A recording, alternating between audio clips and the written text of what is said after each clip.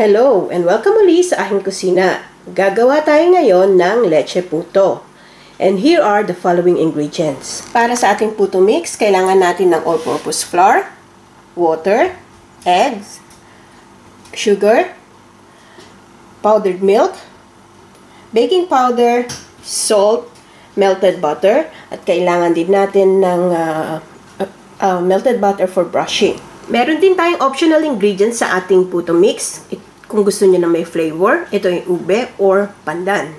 At para naman sa ating leche flan, kailangan natin ng evaporated milk, condensed milk, sugar, eggs, and vanilla. Ang lahat ng ingredients na ito, matatagpuan niyo ang link sa description box. So, ang ating first step, mag-prepare lang tayo ng mold natin. So, mag-brush up lang tayo ng butter para hindi didikit yung ating puto. At the same time, magpainit na rin tayo ng water dun sa ating steamer pot. And then, we'll set this aside. So, ang ating next step, gagawin natin yung leche flan. So, ilagay na natin yung eggs kasama yung white dito sa ating bowl. And then, pagsamahin na natin lahat ng ingredients. Yung evaporated milk, yung condensed milk,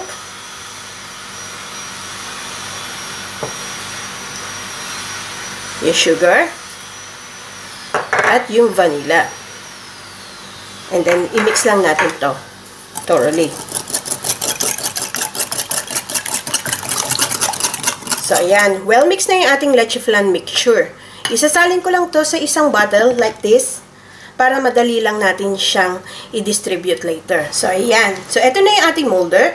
So, mag-squirt lang tayo na itong leche flan mixture. So, depende sa thickness na gusto nyo.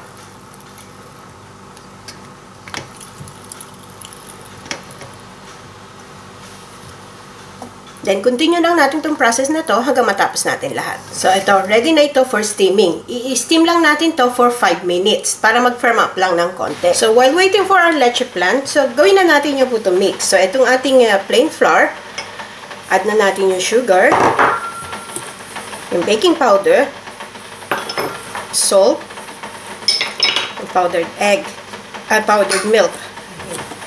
Then, mix lang natin lahat ng dry ingredients. So, ayan. Well, mix na yung ating dry ingredients. Lagay na natin yung eggs. Yung ating melted butter. Oops! Madulas. At yung ating water.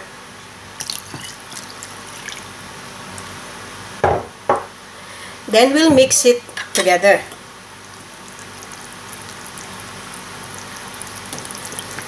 Pwede din ko yung gumamit ng hand mixer if you want.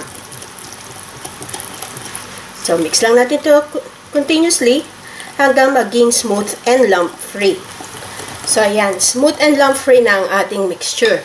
So, i-divide ko to into 3. Lalagyan ko ng flavor. So, ito na yung different puto mixture natin with flavors. So, ito ube. Ito pandan. Nilagyan ko lang ng green na food coloring. Itong yellow, nilagyan ko ng yellow food coloring with vanilla. So, itong flavoring, optional lang ito. So, pwede namang wala. So, ito na yung leche flan na na-steam natin for 5 minutes. So, i-add na natin on top yung puto mixture.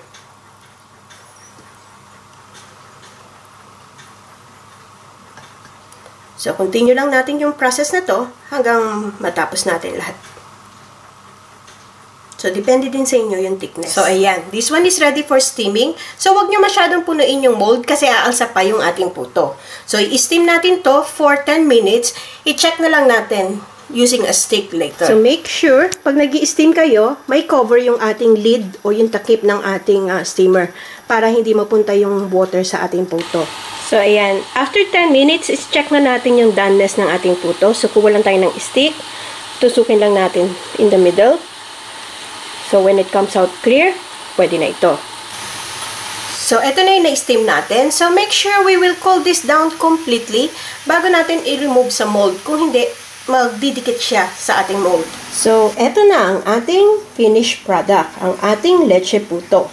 So, sana magustuhan nyo itong recipe na ito and share it with your friends. Hanggang sa susunod kong video, magkita-kita ulit tayo. Salamat! Bye!